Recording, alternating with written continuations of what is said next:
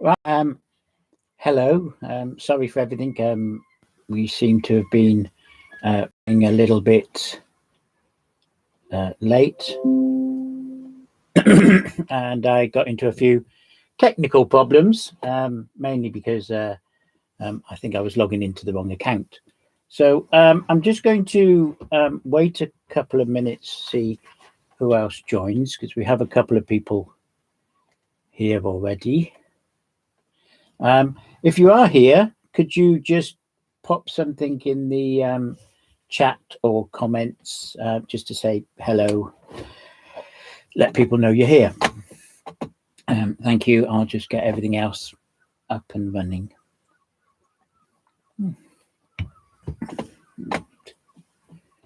There's only one person here.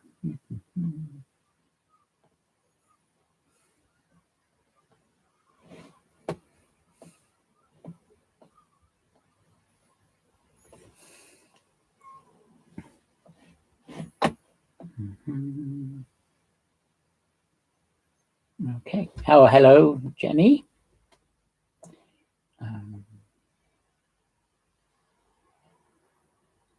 Let's go to the Facebook. Just waiting for a few more people.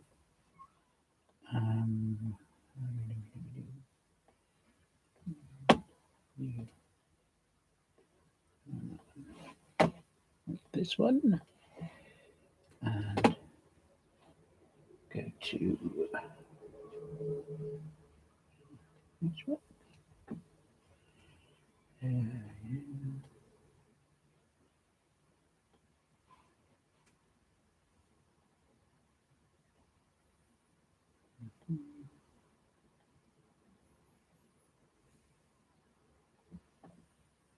Might be worth just making sure everybody's got a nice cup of coffee before we really get going.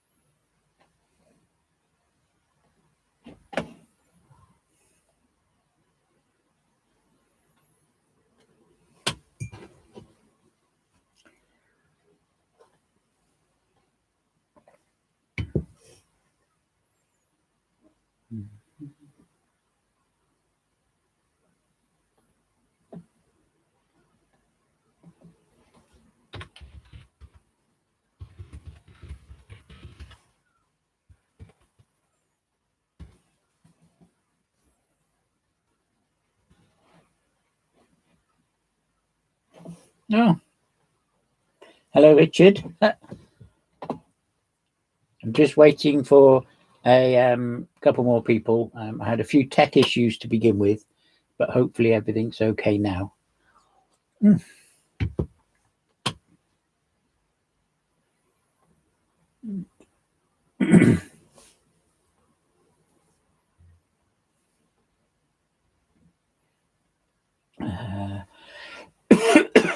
And what am I doing here now? I know.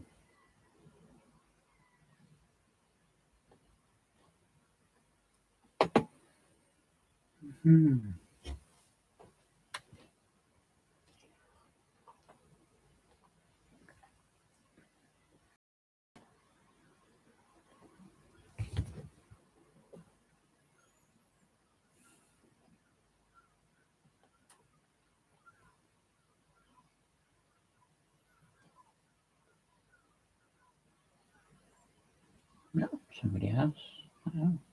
No, somebody.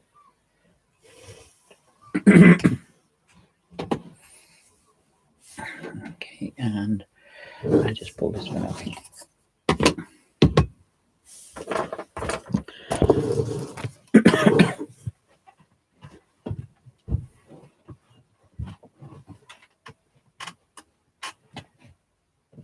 We have a couple more people, like a couple of people sitting in the background, which is absolutely fine, and a couple of people up front, which is quite nice. I'll just give it just a couple more minutes, and then I'll get started.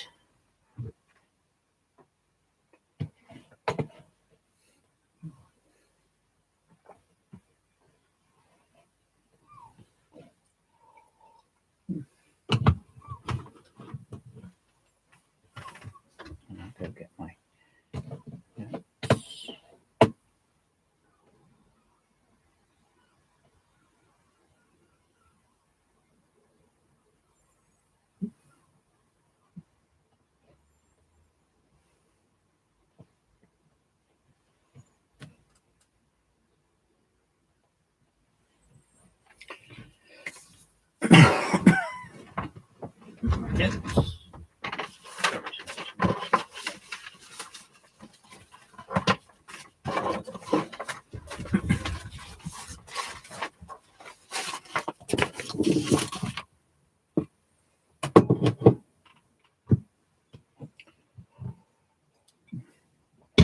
Right.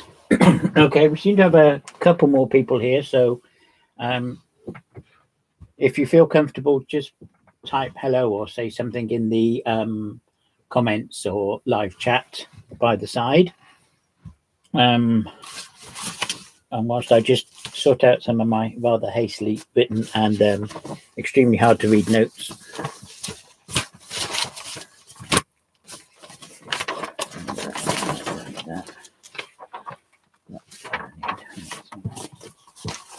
Oh, hello, Sean.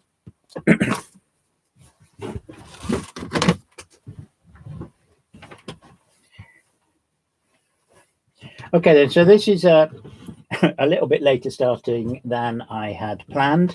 I apologize for that. I made a few settings type errors and then was trying to log on onto the wrong system.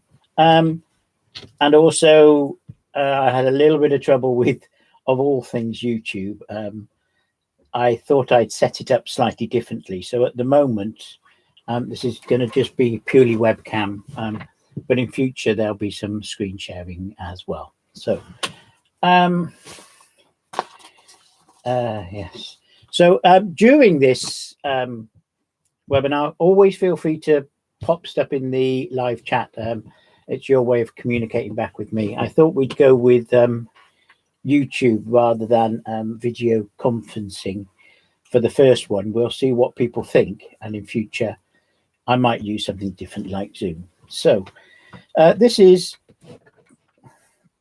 a sort of open sort of webinar stroke talk on confidence, and I've called it Confidence, Communicate and Connect.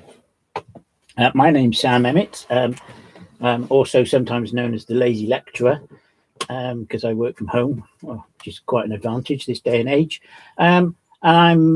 This is in association with ARC Enterprises, who I work for, and is designed to help support people's or suggest ways to enhance personal health and well-being during this lockdown period.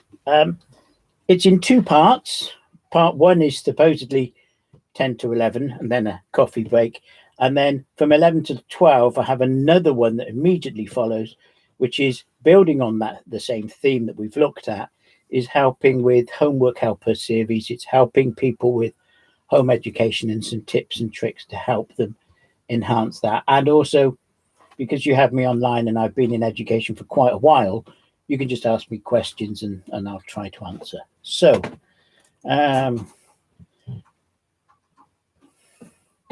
yeah, so this is the first of a series of 5 webinars, which will focus on well-being. The aim of them is to help recognize what well-being is and how to enhance and strengthen your own personal well-being.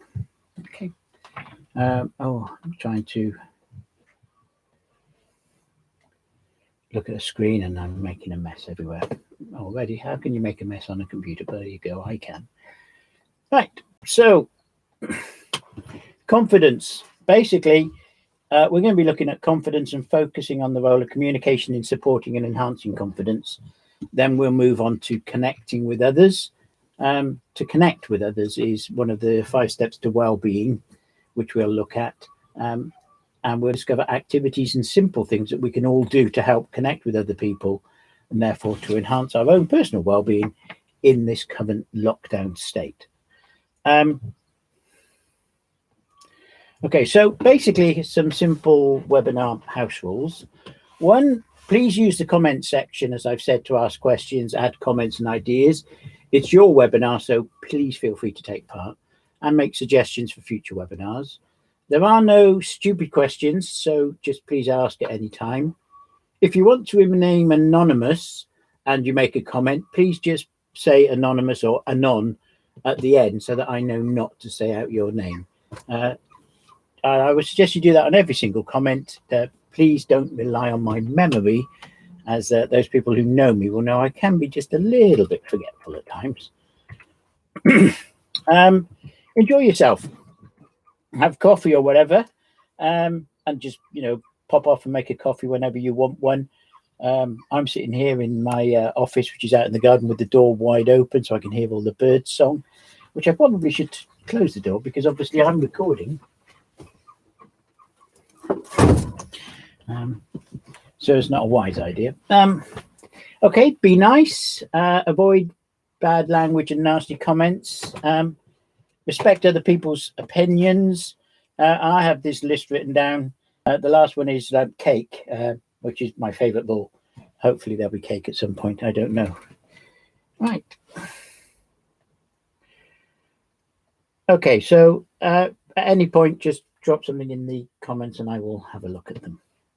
So, confidence. What do we mean by confidence?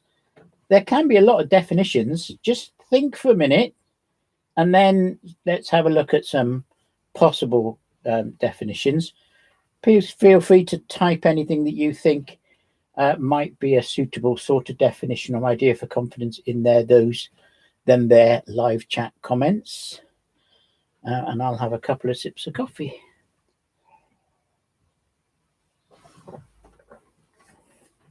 Or spill my coffee everywhere.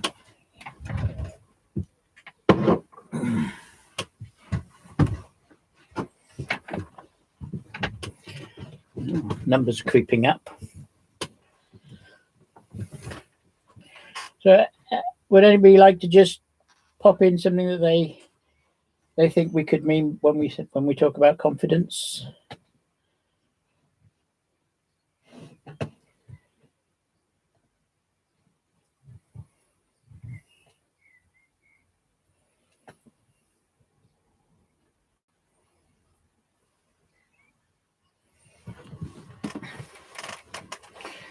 What I should said, but I forgot to say, is that these webinars are something that we at ARC Enterprises are helping by working with Hillcrest Surgery in Wrexham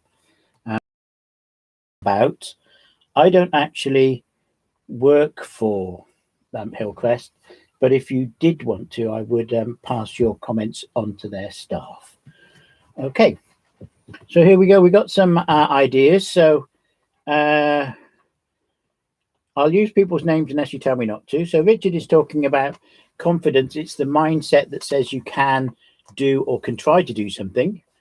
Pretty good to note the try to do something, because there's nothing wrong with failing. And then Sean's talking about talking and expressing to people with confidence. And Jenny is talking about being aware and owning your own capabilities. Oh, I like that. They're all good, all good ideas. So I went with that it can mean to believe in yourself and your own abilities. So in itself, it's a sort of a believe in yourself. But all of these are good. We're all on the same, thinking the same kind of way, which is quite good. Okay, so now we're just going to do the same thing to self-esteem. Just think for a minute or two and then pop a couple of ideas into there at what you think self-esteem is. I think we're going to find that that there is some inextricable links between self-esteem and confidence.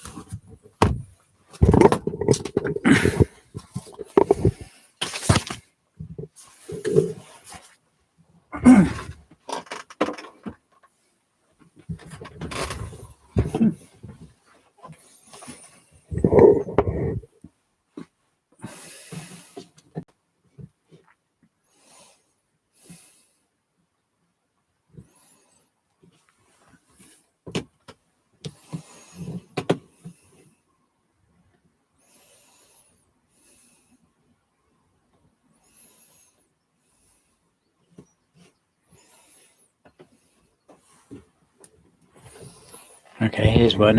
How you view yourself. I think that's a very good one.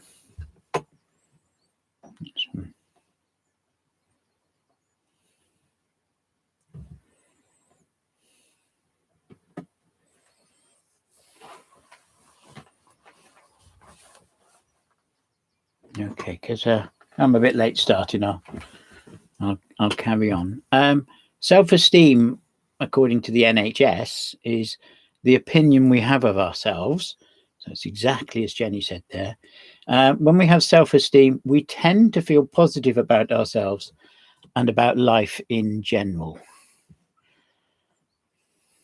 So I think it becomes, oh yeah, evaluation of your own worth. Sorry, I must remember, and you might have to pop it in the comments, there is a slight delay. I think it's 20 seconds or so from what I see and then what you see over there.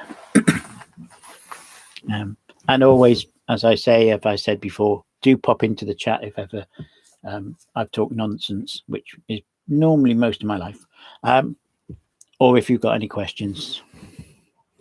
So I think it becomes quite clear that self-esteem and confidence become linked. There are important factors with both that interact and affect each other. You know, if you have high self-esteem, you're likely to have better confidence. If you have lower self-esteem, it's likely to weaken your confidence.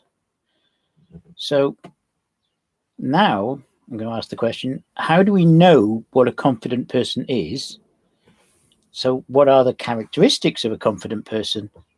And is there a value to just appearing to be confident? I'll leave you with those just for a couple of bits, and then I'll go through some of my own.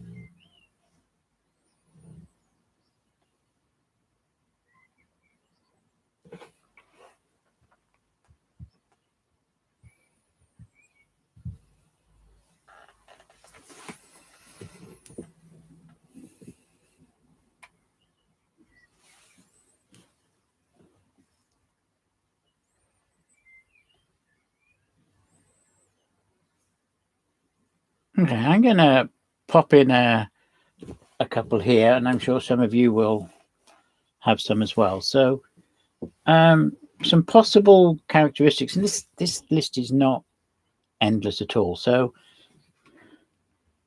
self-awareness, awareness of others, trying new things, having expertise, mastery. Yeah, I should just let Richard do the whole talk. I could have gone back and slept.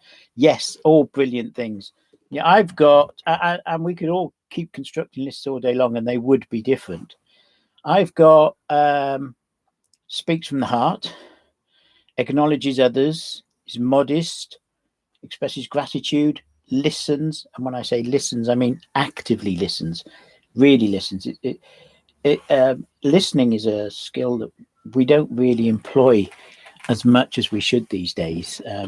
We're always in such a rush, but given the time that we're now isolated or at home a bit more, we can really listen to what somebody says. And if we listen, it's more effective in the communication what we'll say back.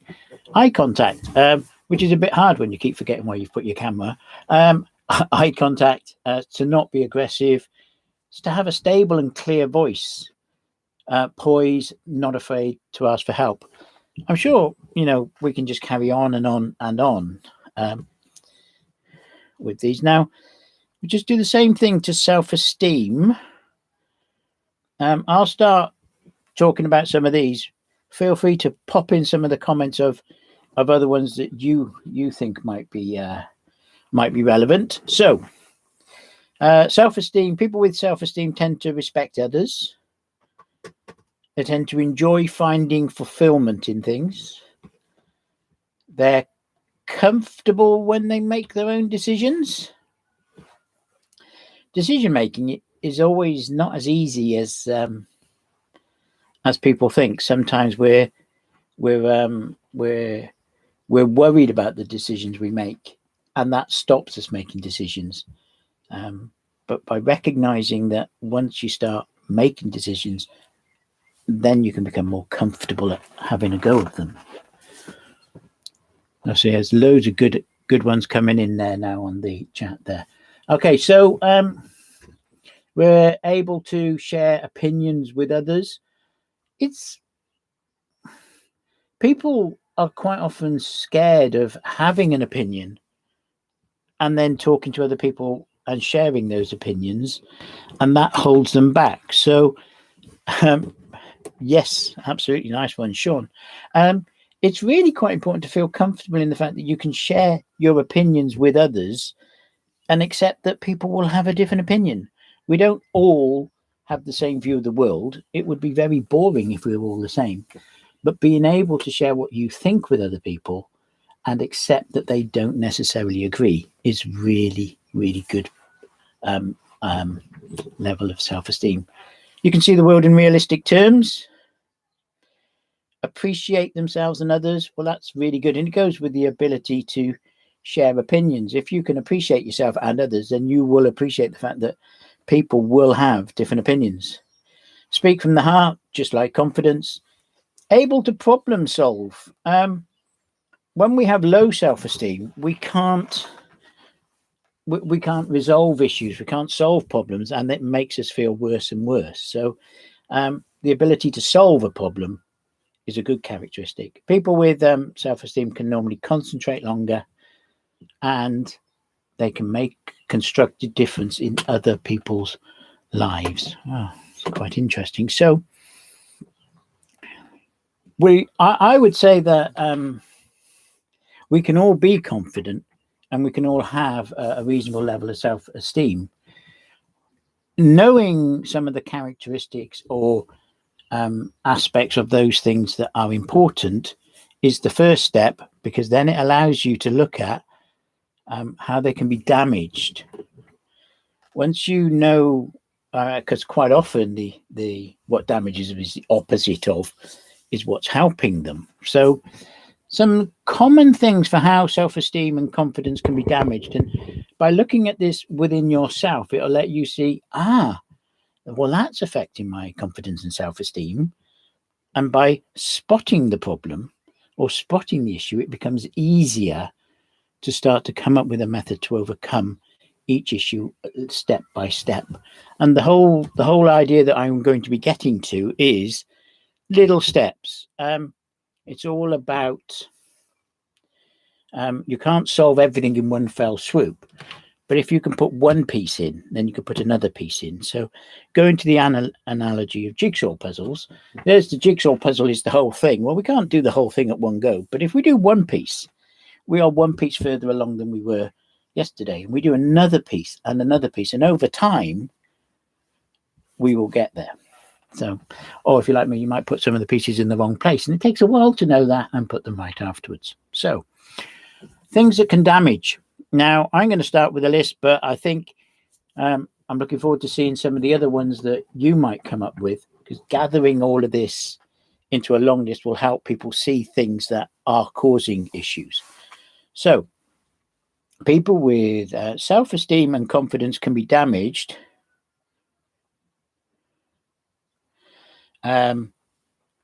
is blaming yourself when something goes wrong.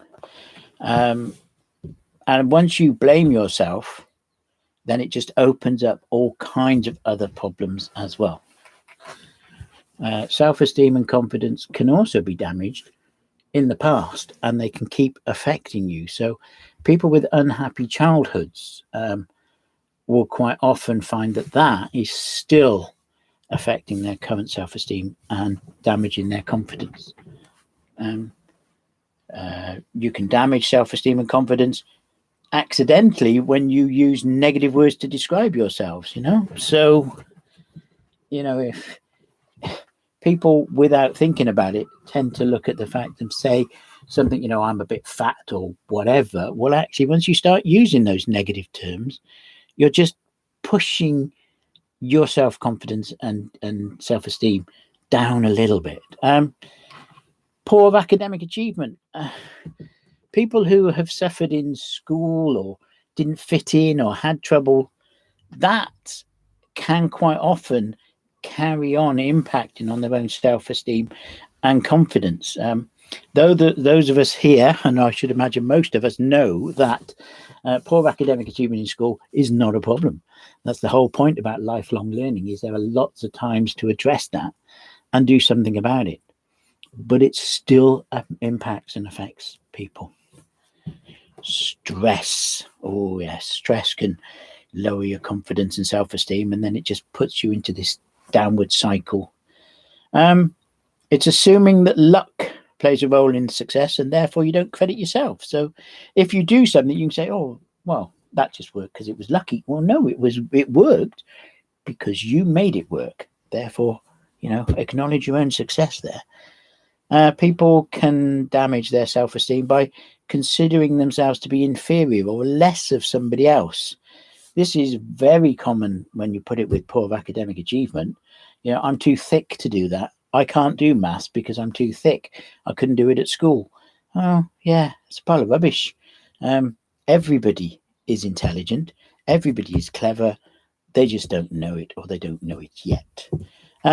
People can have a poor self-image of themselves, and then that starts giving you the negative words, and then they all link together, and it can damage self-esteem and confidence by downplaying your own success. So there's going to be more. I think quite an important one is self-esteem and confidence can be damaged by not knowing how confidence and self-esteem work. So by going back and looking at, well, these are some of the characteristics of confidence, these are some of the characteristics of self-esteem. If this is done here, it will help here. Knowing what confidence is the secret to getting confident and to enhancing your self-esteem. Not knowing how confidence works is one of the biggest areas that can actually damage your self-esteem and confidence. It works on the simple thing if you don't know what it is you want to achieve, how are you going to achieve it? So if you're not a confident person, thinking about, well, if I have eye contact, that will help. If I have, he goes back to the list. If I stand myself correctly, if I poise, if I'm not aggressive to others, if sometimes I do ask for help, they're little things that can just help proving the confidence by knowing that those are what confident people have. So you want to enhance your confidence and self-esteem? Have a look at confident people. Have a look at people with good self-esteem and think, I could have a bit of that. I'll try that one. It takes time. And now we're going to come on to emotions. Feelings go hand in hand with both of these things. If we feel good about something, then that helps things to go well. So it enhances confidence and self-esteem. When we feel negative about something, that tends to push us into poor confidence and self-esteem. It's not always the case, but it is quite often the case. So happy is important. Enjoying something is important, and recognizing where you can feel good about something will help confidence and self-esteem. it's very hard. We're in this current isolation period because we're not necessarily integrating with social groups of people that we're friendly with, and therefore we don't feel so confident because we're now communicating in a different way. Just going to the shop is a whole new thing. I mean, a lot of people would go to the shop and talk to people, see people happy, even if they're going to Tesco's on a Saturday morning to do the shopping, which some of us just don't like doing. But it's something that you can step into or step out of. At the moment, we're forced into certain positions where we can't do some of the things that we would do, and that means that some of the things that help us feel good are things that we might not be able to do. So we need to find things that make us feel good, that we like doing. Eating cake's one of those, but we won't get onto cake all the time. Right. So, simple thing: increasing confidence increases self-esteem. Increasing self-esteem increases confidence. Oh, there's some fantastic comments coming in. I should let all of you write this stuff for me. Now, here's one that is an interesting idea. Appearing to be confident can also increase confidence. So here in the situation that I'm not necessarily confident about something, but I know that there are certain characteristics of confidence. So those people who know me will now start worry that I'm about to go into some strange ways of looking at the world. But what I'm trying to get at here is I can appear to be confident. If I know what confident is, I can mirror it. I can pretend to do it because I know there is something out there that can do it, but I don't know how to do it. So I'm not normally, let's say I'm not normally a confident person, but I know that confident people use eye contact. Confident people don't slouch. They tend to sit upright or stand properly. They tend to really listen. So if I start thinking, well, I don't feel very confident at all, but instead of slouching, I'm going to stand up. I'm going to look somebody in the eyes. You push yourself into appearing confident. And what that does quite often is that will actually then push the confidence and start allowing it to build. So we can, by appearing to be confident, it will then interact with whoever we're communicating with, and then it starts to help actually physically increase the confidence that you were just having as an appearance, first of all. So what we need to do is help people to think about, well, look, if you know what confidence is, just try one little bit of it, and then it would help. Right, this is where we were going to stop and have a coffee, or maybe a piece of cake. Do feel free whenever you want to go back and go get yourself a cup of coffee. Absolutely great. And if you're having coffee or cake, then put them in the comments, and I'll feel really jealous because I don't have any cake today, and my coffee cup's empty, and the kitchen is a bit of a way away down the busy highway or garden path. Okay, so now I'm just going to move on to communication. Communication impacts on our ability to connect and interact with others. Effective communication skills increase our ability to be heard and understood, and therefore they can bolster confidence, self-esteem by empowering us to speak out and engage with others. And if we... Walnut birthday cake, I am so jealous. Oh, sorry, I'm getting sidetracked here. If we develop cheese sandwich, well, yeah, cheese sandwich is good. If we develop and enhance our communication skills, then by investing in ourselves, we are also strengthening confidence and self-esteem. So there's lots and lots to confidence, way beyond what I can do in this kind of session and my knowledge. But what I'm going to do is I'm going to now come down a little channel and come down that channel of communication. So we can look at communication skills. Oh yeah, happy birthday. Oh yeah. Oh, maybe we should all sing happy birthday. That'd be embarrassing, wouldn't it? Oh, where was I? See, I shouldn't go off on tangents. It's a terrible habit. So communication. So what we're going to do is we're going to look at communication, recognizing some of the basic communication skills, and then looking at how we can develop those in ourselves or maybe helping others, which is what this is all roughly really about. So consider and discuss these 3 questions very briefly, because I think I will just go and whiz out and get myself a drink because I'm so, but I'll be back in a couple of ticks. So just think, what communication skills can increase self-confidence? What are the benefits of being able to listen to others? And what are the benefits of being able to express your own ideas and opinions? Right. I shall just go and get myself a cup of coffee. I'll just leave my assistant here to carry on running. This is Kevin. He's my teaching assistant. He'll take the session while I go and get a coffee.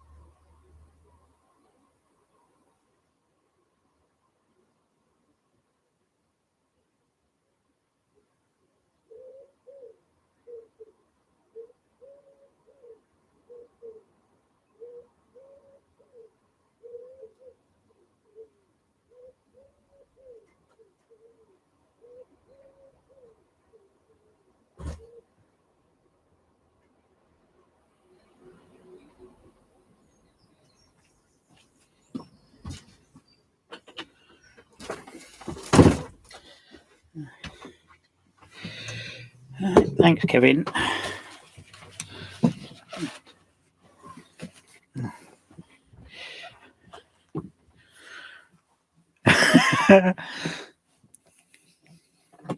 Okay, the questions that what I put were, what communication skills can increase self-confidence?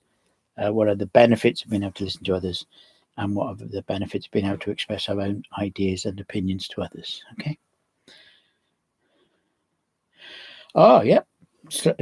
Benefits of listening: slow us down from speaking too much to gain wisdom from hearing other people's ideas. Absolutely. You can't really communicate. You can't really speak or talk if you don't listen. They do go together. Okay. Oh, sorry. I got myself a nice cup of coffee. Calvin and Hobbes mug. So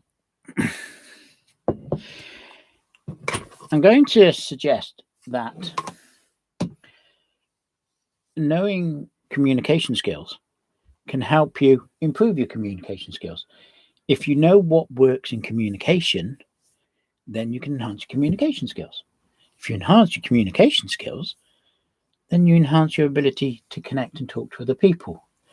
And once you're doing that, and we trace back through the self-esteem and confidence, you'll find that, by being able to communicate, by being able to listen, and by being able to therefore respect other people's opinions and everything that goes with it, I am improving my confidence. And when I improve my confidence, I improve my self-esteem. And once we improve the both of them, we start coming up in an upward spiral. So we could just list a whole pile of communication skills. So communication is a good one to help with communication is engaging with others. If you're somebody like me and you talk to yourself all the time, then the person that answers isn't necessarily thinking on the same wavelength, but that's just my head. When we engage with other people, then we communicate with them. So to communicate, you need somebody to communicate to. We need to practice active listening. We need to just stop, sit down, have a cup of coffee, and really listen. What are they actually saying? What are people actually talking about? Rather than trying to focus on something else and pretend you're listening. Oh, yes, dear, that's right. Or this, yes, yes. Sit down and listen.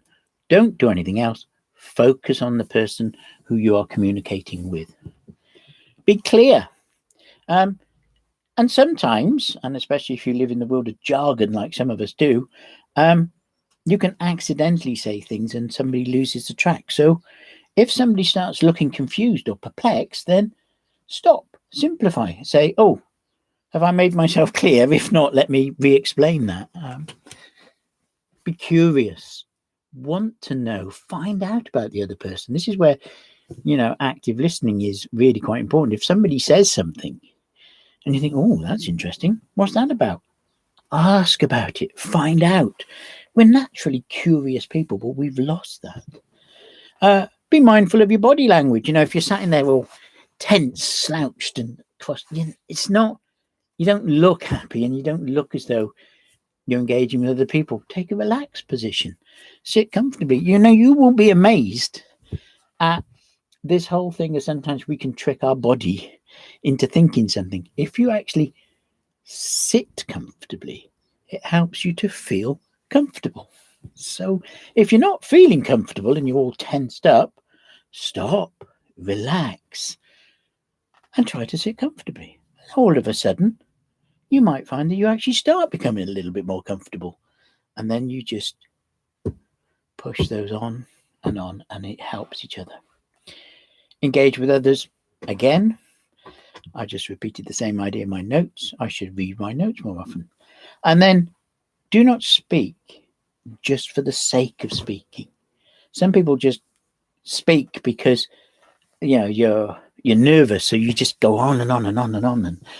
And if you do that, you're not really listening. You're not communicating with the other person. So there are loads of other communication skills, and it is just about recognizing what those are.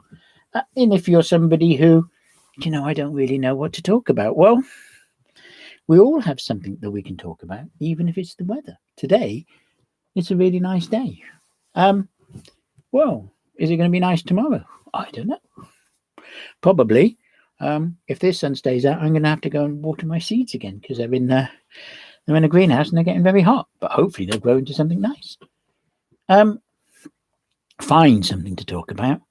Find something that interests the other person and try to find out about it. Emotions. Emotions like feelings, feelings like emotions, they impact on us all the time. I'm sure we can all think of some times when positive feelings impacted on decision making. And we can also think about when negative feelings impacted on your decision making. If you're feeling negative about something, the chances are your decision making becomes quite poor and goes horribly wrong. So we need to associate the feeling positive, which will help in our making progressive decisions. So we can also recognize that emotions affect decision making, and therefore they also emotions affect self-esteem and confidence. So if we think about our emotions, and it's really hard because if you're feeling down, it's very hard to feel up. So then go and think, well, how do I push my confidence a little bit higher? How do I get myself feeling a little bit more positive and a little bit more happy about something? This is where you come down to going right back to starting confidence is negative words. Alter some of the negative words that you're about to use and give them a positive one. So, I'm old. Well, I'm experienced. I'm not feeling so happy at the moment. Well, I'm not really feeling happy yet, but there are things that look at turning a negative into a positive. Look at how look for something that can give you a positive feeling, because once you start feeling positive and happier, then that can then translate across other areas, So things aren't going well at home, so you decide to bake a cake. The cake comes out well, all of a sudden you feel good about other things. Do something you're good at, makes you feel happy. Oh, I'm just a right. I'm hoping this is all coming together. It's quite different when you can't see people's faces. So if you're a person who has low confidence, has low self-esteem, if you're working with people with low confidence, low self-esteem, then what we now need to do is we now need to start creating paths to success to help people develop confidence and self-esteem. I'm going to talk about something that most of us already know, and I'm going to call it SMART goals and targets. The idea now is that we're going to set small targets to help us enhance one aspect and then build one more, like going up a set of stairs. If you're lucky, then you get upstairs by doing it one step at a time, not all 13 in one jump. I suppose if you're really fit, you could do that. But so SMART, and I'll share some of this later, means specific, measurable, achievable, realistic, and time bound. So we set ourselves a target which is specific and focused. It is something that we can measure. So have we achieved it? When have we achieved it? Is it achievable? Is it something we can do? It's no good saying, yeah, I'm going to go and climb Everest. Well, actually, I can walk uphill, so therefore it's something I could do. Well, yeah, I'm never going to climb Everest. I'm not even going to be able to get that far, especially with the limit on transport at the moment. Realistic, is it something you can actually do? Is it possible? And time bound, set yourself time slots for when you will achieve that. So set a small target, put it into small steps, achieve your target. Keep a record of those targets that you've achieved will help you recognize success. Once you recognize success, you can then make another decision, set another target, have another success. So you're doing little steps, creating a stairway, or I've called it a spiral of successes. Now I'm going to move on to the logical thing, which is to connect with others. And I'll come back to the target setting in a minute. Here's a good one. I'm just a cleaner or just part-time. It automatically puts you on a lesser footing. Years ago, I used to work for a fantastic company, not Quick Save Stores Limited, and I used to say, "Oh, I'm only part-time. I'm only casual staff." And one of the senior managers says, "No. You are a member of the team. You are a member of staff. You are the same as somebody who is full-time." And they're going, "Oh yeah, just a different spin," but actually it made a difference. And there were times when I was quite happy working for QuickSave. There were times when it didn't go as well, but there we go. I'm going to go to connect with others. So, according to the NHS, good relationships are important for mental well-being. We all know this. They can help you to build a sense of belonging and self-worth. They can give you an opportunity to share positive experiences, and they provide emotional support and allow you to support each other's. So, what I'm going to suggest is that, and this is one of the 5 steps to well-being, is that we now look at how we can connect with somebody else. How can we connect with another person? What could we do? So let's think about a list of things that we could do to connect with other people. You can just think about that in the background because I'm running late already. And then we'll come back to those in a minute. So just think of things that you could do that could connect with other people. Very simple, a lot of them.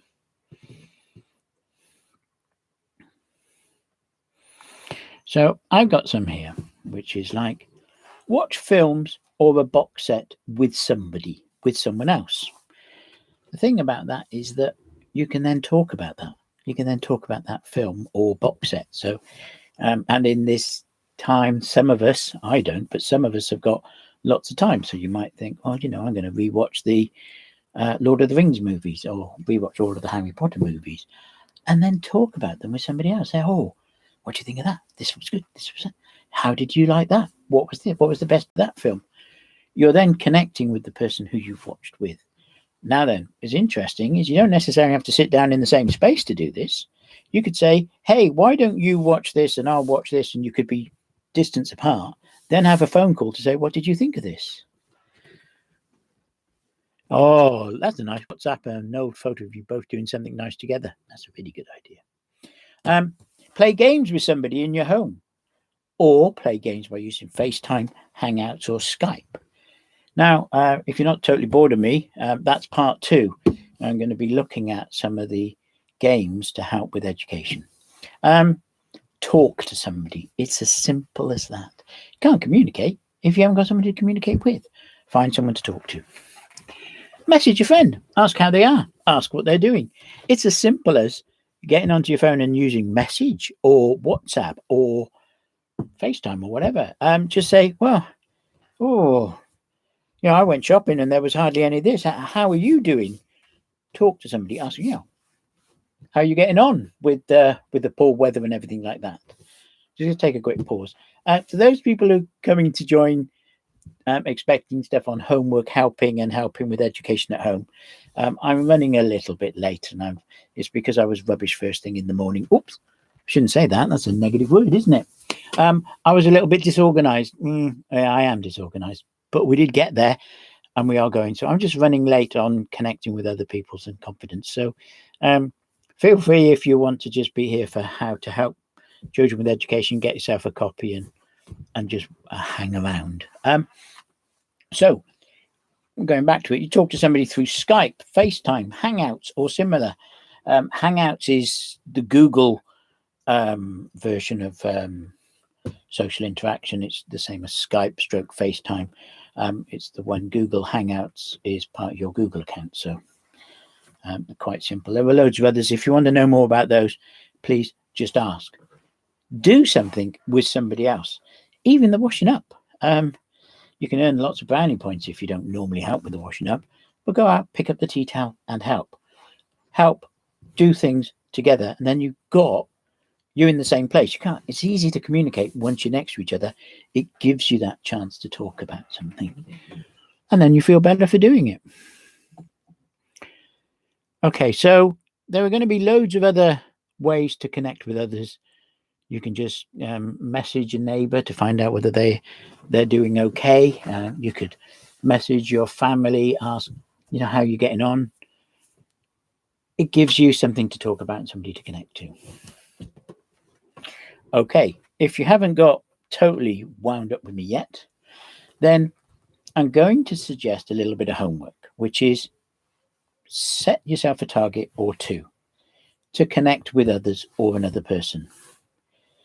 Use a SMART target, and I will pop another video on later and tidy up some of these our little training videos so that they make a bit more sense.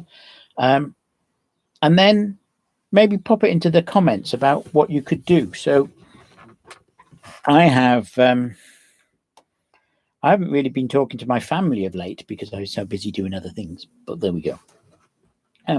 So I'm going to message my brothers, and I'm going to ask them how they're doing, and I'll send that message this afternoon because I'm going to finish this, and I'm going to have lunch. I've got a couple of phone call meetings to do, but then instead of work, I'm just going to talk to my brother, see how he's doing, see what he's up to, and then I'm going to see how that went, and then I will look at, well, what can I do? Well, I might actually set myself 2 targets, and I've been promising to have a chat with a friend of mine who's a game designer. So I'm going to ask him, what current games is he designing, and find out about them, because I love games. And then I'm going to bake cake. Oh, that's always homework. Sorry, homework is always about baking cake and then eating it. It's not necessarily healthy, but it's really nice. So if you know somebody who is low on confidence or self-esteem, then look at seeing how they can connect to somebody. As simple as sending an SMS message, as simple as talking to somebody over the phone or via Skype, Hangout, whatever. And then if they're not so sure, go back and think about, well, when you communicate with somebody, what are those skills of communication? Listen, don't just speak. Think about being clear, being curious, ask questions, find out about what they're doing. Think about your body language. Then you've got those communication skills. Those communication skills will then start helping with the self-esteem and the confidence. And all of a sudden you can start, I can find out about how things work. And I can start thinking, well, confidence works. Confidence is a whole pile of things, such as listening, not afraid to ask for help, speaking from the heart, apologizes when wrong. Apologizes when wrong is something we just don't do. Well, you do if you're me, because you often do things wrong. But actually, apologizing when you do something wrong is, oh no, I'm really sorry. I made a mistake. I meant to do this and I did that. I'm so sorry. And people will go, oh no, that's okay. It's a real strength. But they all come from the communication. As a way of putting these into action is through communication. Have a reason for communicate. Connect with somebody else. So between now and next week, communicate. Connect with somebody. Connect with somebody maybe who you haven't connected to for a while. Just make it a little bit harder for yourself. Okay. That's the first half over. Woohoo. Next week, I'm thinking about moving on to another topic, which I will share out through our social media streams. So we update things via Twitter and via Facebook. And we'll post some of those comments down below in these comments chats here. If you sort of like or subscribe, then you'll get any updates as we do them. At the moment, I'm going to use this channel, and then we're going to look at creating a slightly more organized channel. Oh, look at that. Netflix is a good way to watch things together. It's a fantastic way to watch things together. And there's so much stuff on there. Now you might even have a bit of time to watch something. I've just finished, as Lois on Amazon Prime, I've just finished watching Vikings, and now I'm waiting for the next one. And I could so talk to people about Vikings. And then we will do more of these over time, and just feel free to spread the word. This is a project we're doing, as I said, with Hillcrest Surgery, and its idea is helping to support people during this lockdown. So it's open to as many people as want to be engaged or involved with it. So feel free to share these with as many people as you want to.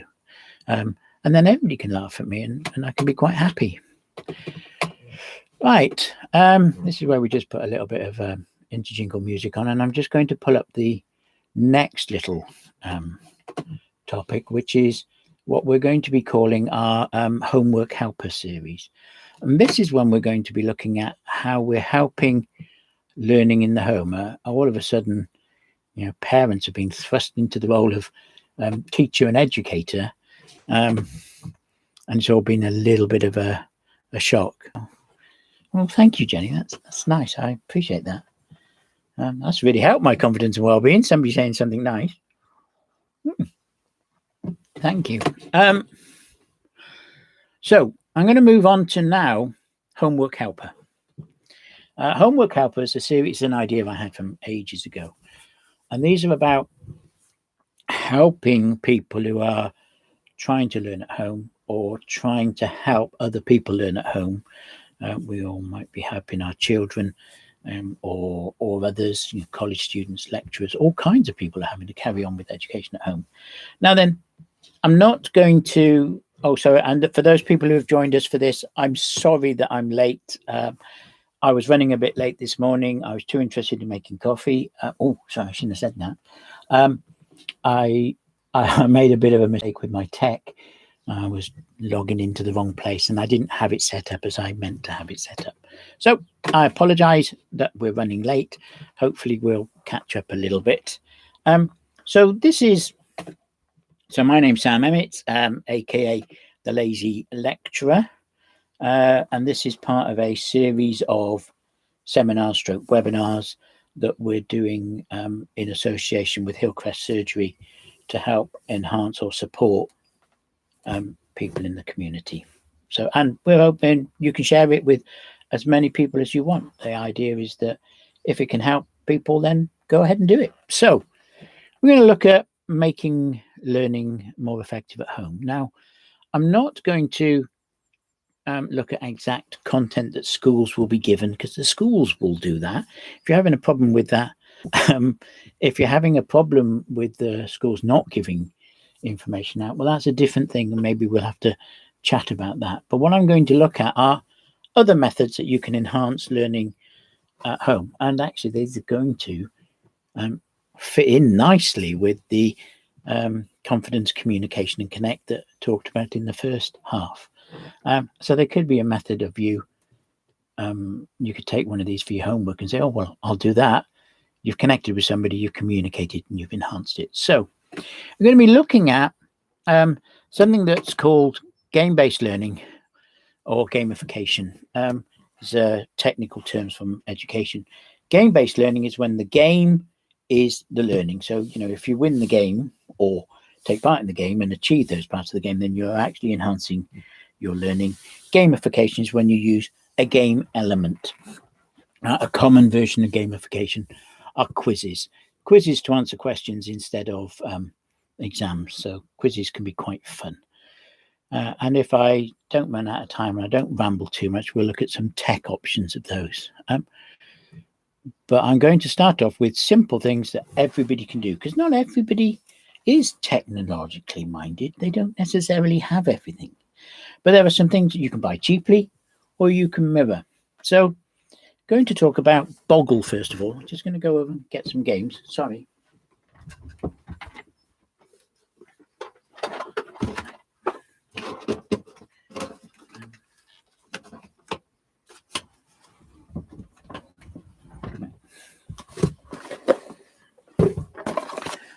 Boggle is a nice, simple thing. So I'm just going to get a little bit weird a minute because mine's a bit old.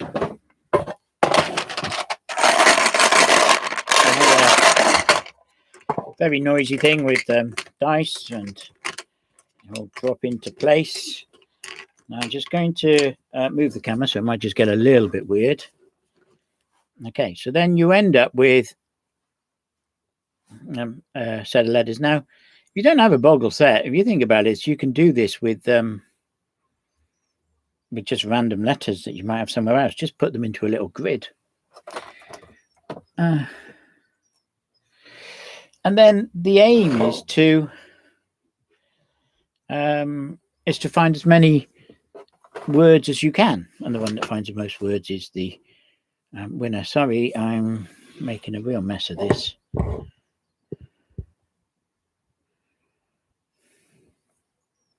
So you're going to do so. We can have SAT, S-A-T. So letters can go diagonally or next to each other. So S-A-T, SAT.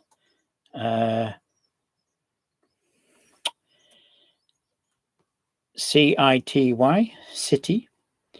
Hope that you can probably see some more. Wise, W-I-S-E. This is a Z, by the way, in case it's not very sit.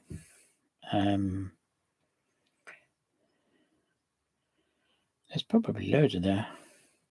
W-H-A-T, what, etc., etc. So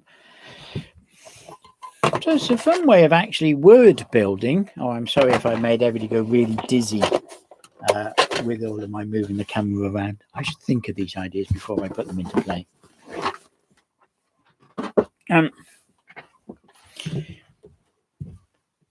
You could set yourself a time limit for how long you find some words. 3 minutes. That's helping everybody with creating words. And actually, when you start playing games, you start talking to the person you're playing a game with. Oops.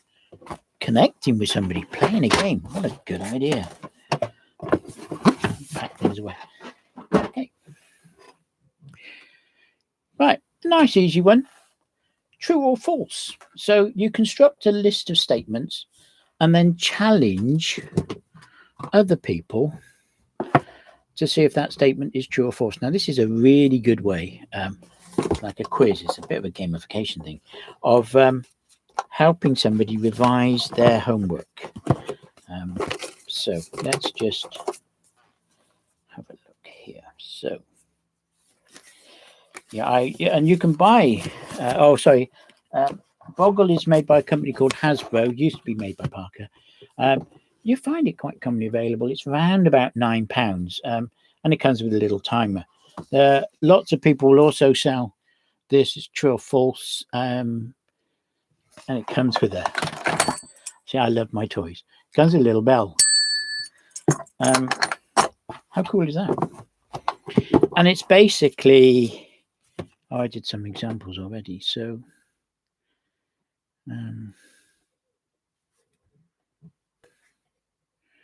I thought I did some samples.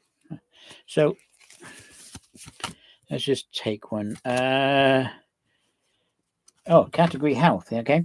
There are more bacteria in your mouth than there are people in the world. Is that true or false? Interesting, because we've got medical people here. It's true. The Japanese government recommends eating 17 portions of fruit and vegetables a day. True. Rather more than the 5 a day recommended in the UK. So you can take any piece of work or anything and say, well, true or false questions. You've got everybody feels the great thing about true or false questions is everybody feels as though they got a chance because it's 50-50 anyway. But over time, just saying it helps you to just remember it, and it can be quite fun. Now, true or false, your dad has good clothing sense. Well, that's subjective, but I think most people will find the answer is probably no. They can be quite fun. Okay, so times table challenge. Oh, now this is one that parents are going to have all kind of problem with. Kids quite like this.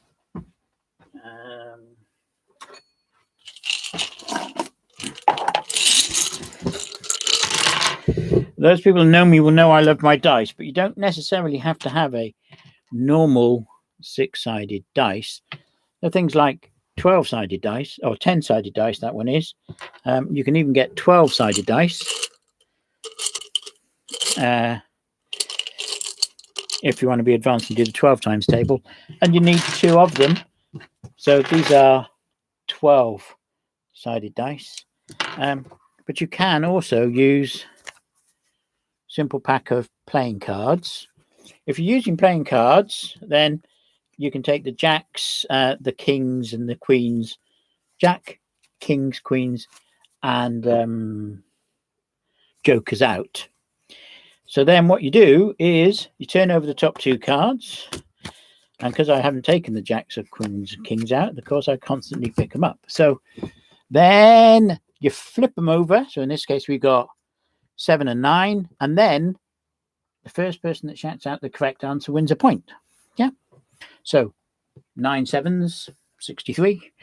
Hopefully whoever gets it right wins. Wins that point. Next one, 5 9s, 45. Yay! It's a different way of doing the times table. Those of us who are older did it all by repetition. This can be a little bit fun. It adds a little bit of a tactile element and adds that little bit of challenge. But obviously, it's a different way of doing something. So, and the dice are quite fun if you invest in them. They're not usually expensive. You just roll them. Oh, I got 10, 10, 100. Even I can do that one. Nice, simple game. You'll find that sometimes in schools, they'll be playing this as shootout, which is a very common one in schools, where they're in 2 rows and they come up with somebody. The teacher shouts out something times something, and the person goes bang and then shouts it out. And if they get it right, they shoot the other person. They're still in the game. It's just a twist on the same kind of thing. Right. It just makes it fun. So I'm probably making loads of noise with these dice and get told off. Gotta be careful because I'll spill them all over the place. Okay. 10 clues. Now, once again, you can buy these type of games.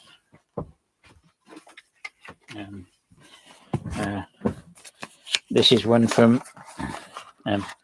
Marks and Spencer's 10 clues. They're normally around about Christmas time and stuff. But you don't need it because it's a traditional game that's been around for a long time. And what you do is you construct a clue card.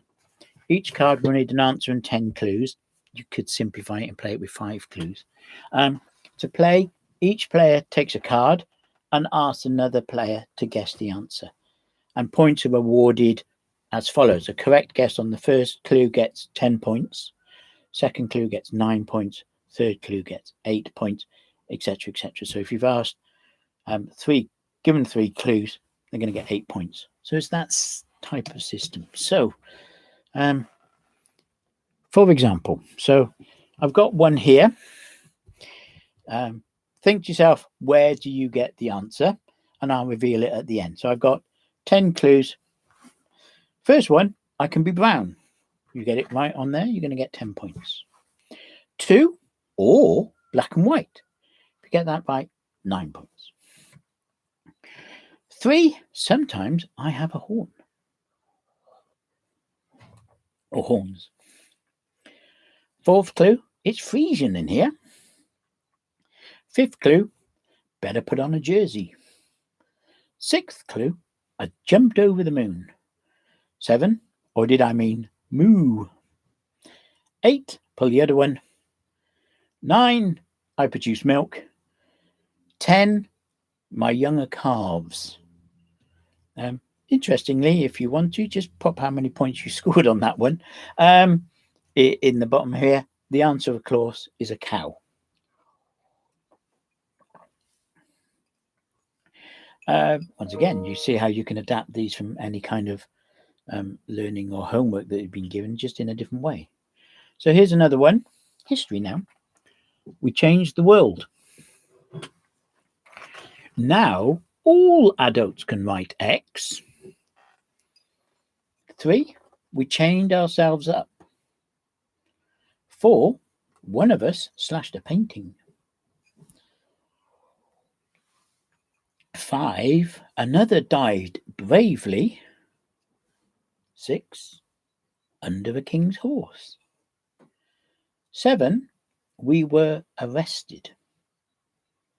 8, we were all women. 9, Emmeline Pankhurst was our leader. 10, we fought for the vote. Okay, and the answer to this one is the suffragettes.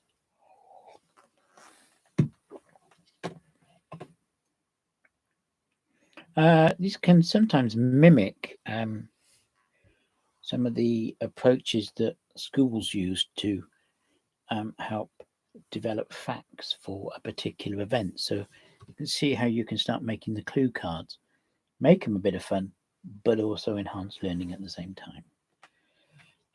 Slip of the tongue, which is quite fun, which is another one of these type things. This is one from Marks and Spencer's. You construct a set of cards because you don't need the game. Each card will need a word to describe and 3 associated words which the reader must not slip out. So, for example, I might have the word to describe as a rocket, and I'm not allowed to say the word rocket, obviously, but I'm also not allowed to say astronaut, space, or orbit. And the idea being then is you have to try to describe it to get the person to say rocket, but I haven't said any of those words. I haven't said astronaut, space, or orbit. Nice, simple one again, and can be quite fun. Gets people laughing when you accidentally say the wrong word. Stop the bus. It's another one used all over education, but it's really quite fun. Years ago, I used to play this, and because I'm old, it was called Boy, Girl, Fruit, Flower. And it's basically you choose a set of categories. 6 or 8 work quite well, but it depends on you and the people you're playing with. Each player constructs a table by putting the categories into columns across the top of the page. And then you have rows that you're going to use for each letter. You use a method to select a random letter of the alphabet. You could draw a tile out of a Scrabble set, or quite often one person runs through the alphabet in their head. Somebody else says stop, and then that person will tell them what letter they're on.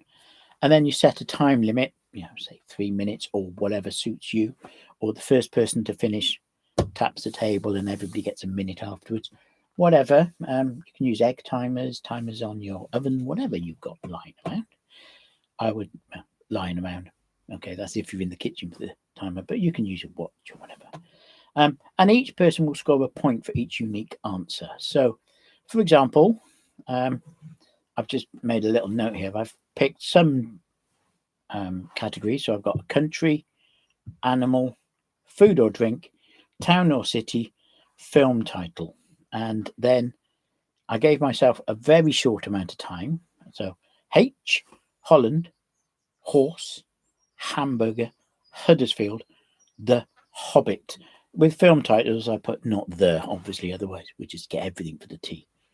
So I'm hoping any one of those 5 things for the H there that somebody didn't have would score me a point. If somebody else had them, I don't score a point. And obviously, if I didn't put an answer in, I don't score a point. So country, animal, food or drink, town or city, film title.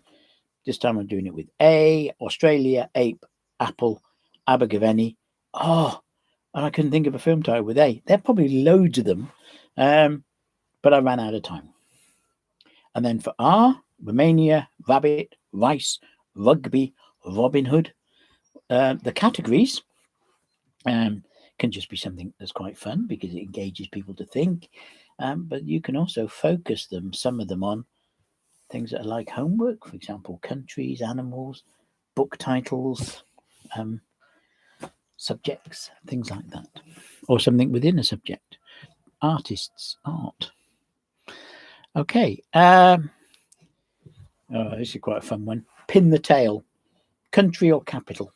You get an outline map of the world and make sure the names of the country are covered over. So it's just the same, it's just an outline map. And you just put it on a pin board or somewhere or on the floor.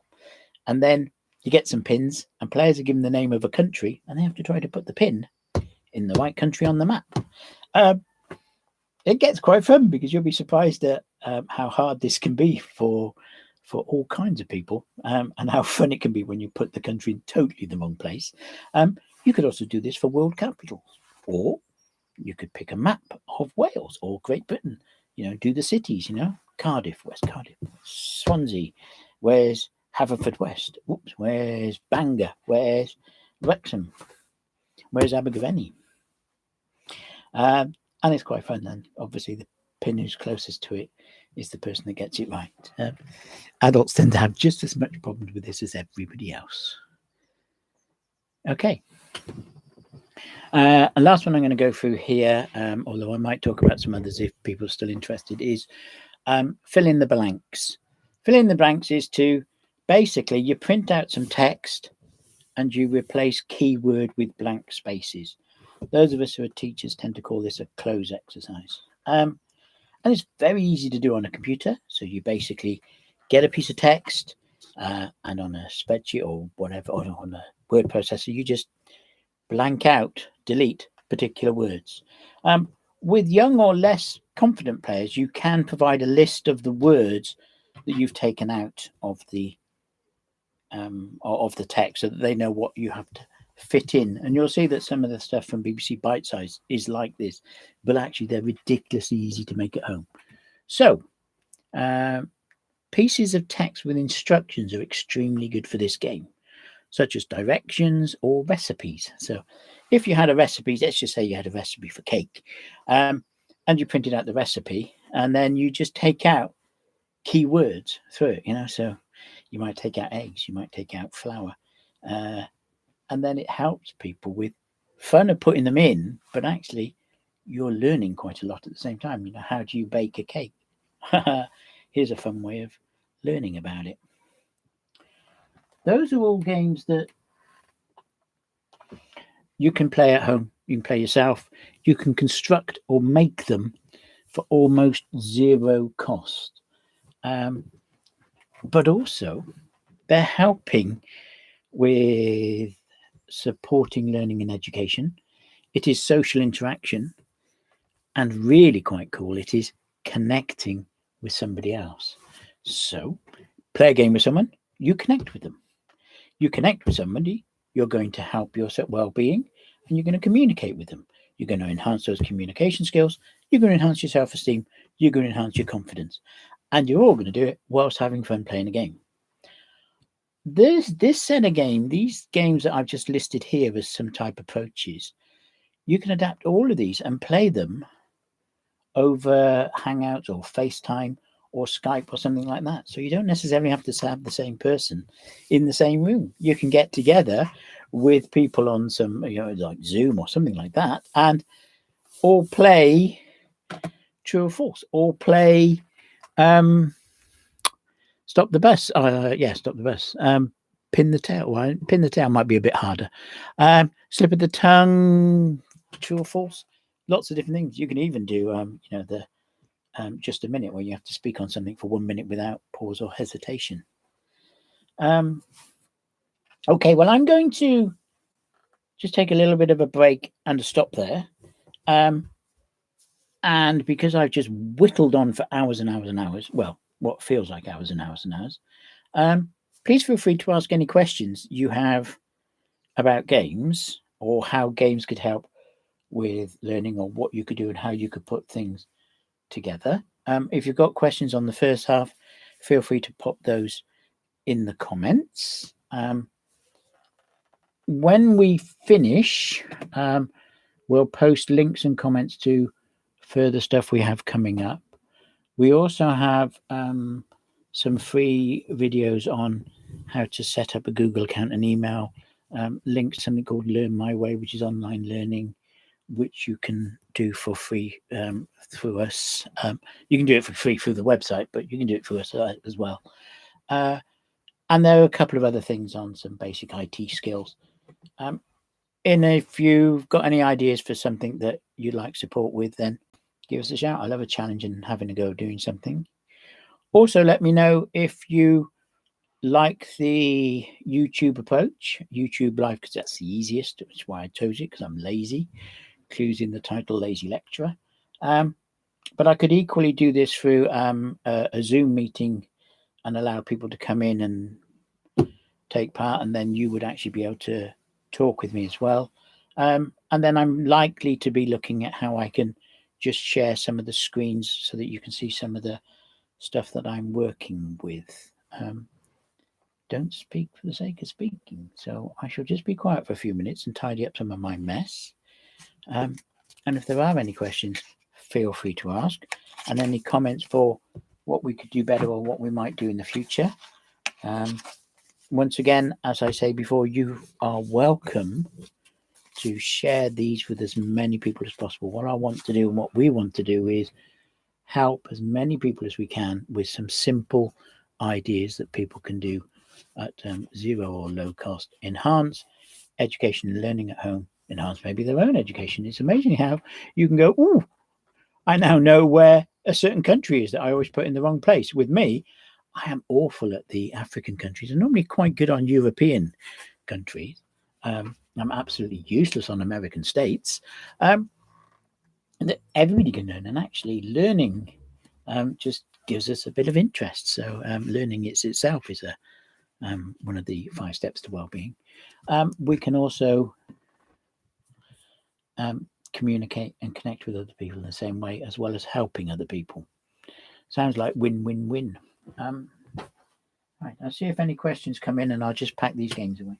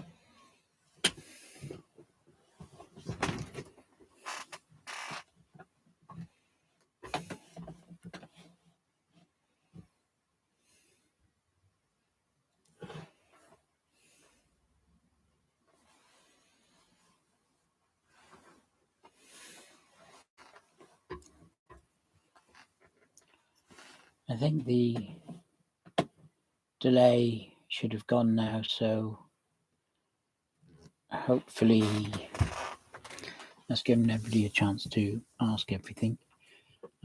I'll either drop in recordings of these, or actually what I'll probably do is do 2 short recordings that you can access at any time from the YouTube channel, and then I'll pop them on the YouTube channel. That might be tomorrow or Friday, because I think I might get out in the garden this afternoon, or I've got some other bits and bobs to do. And I'll also drop in some links to some of our other stuff. We're on Facebook. He says he goes to the Facebook. It's ARC Enterprises. And we'll update any free stuff we're doing up on there. We're also on Twitter. This is where I should remember what our Twitter is, because it's different to mine.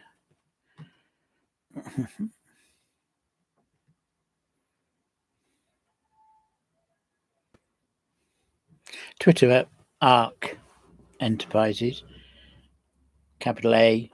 Oh, yeah, where's ARC? You can capital A RC, capital E Enterprises. So ARC Enterprises.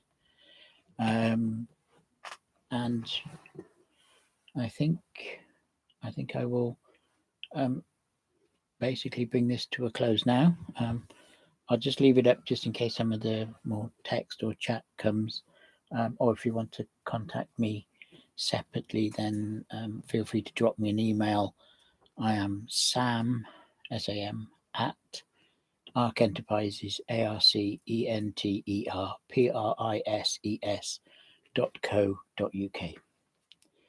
And thank you very much for tuning in. And I'll let people know what next week's is, because these will take place between 10 to 12 on the next few Wednesdays for the next 4-5 weeks. Thank you very much. I hope you all have a nice day now. Don't forget, set yourself some homework. Go and give yourself a chance to go and communicate with somebody, even if it's as simple as I will send a message to my brother asking how he is. And I hope to see you next week.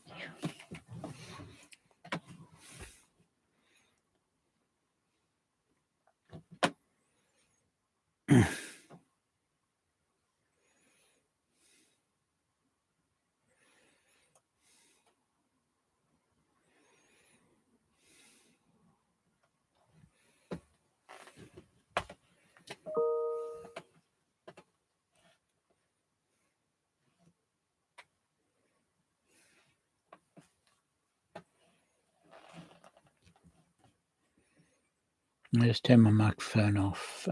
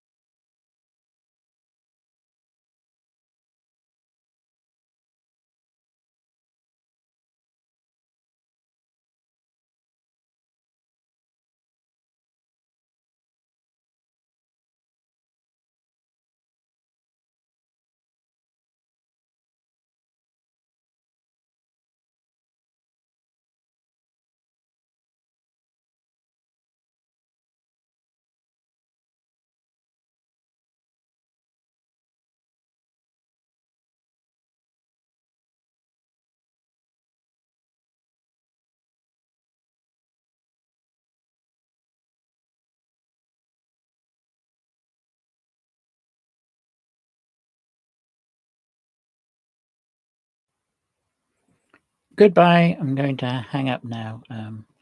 Thank you very much for joining in. Okay, goodbye.